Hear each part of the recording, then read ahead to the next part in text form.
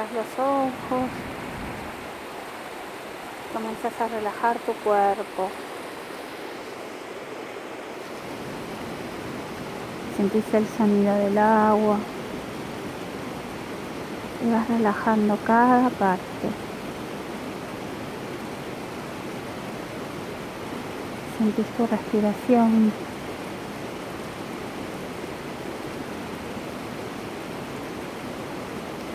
Sentís el flujo de la vida dentro tuyo.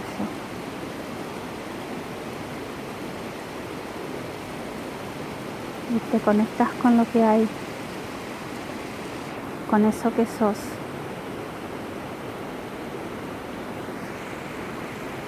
Y agradeces por eso.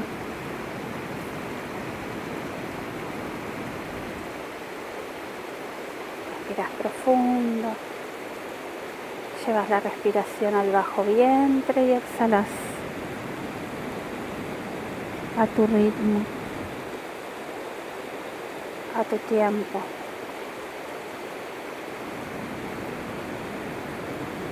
Y así permaneces hasta que sientas que tu respiración es una con todo tu ser, que todo se une,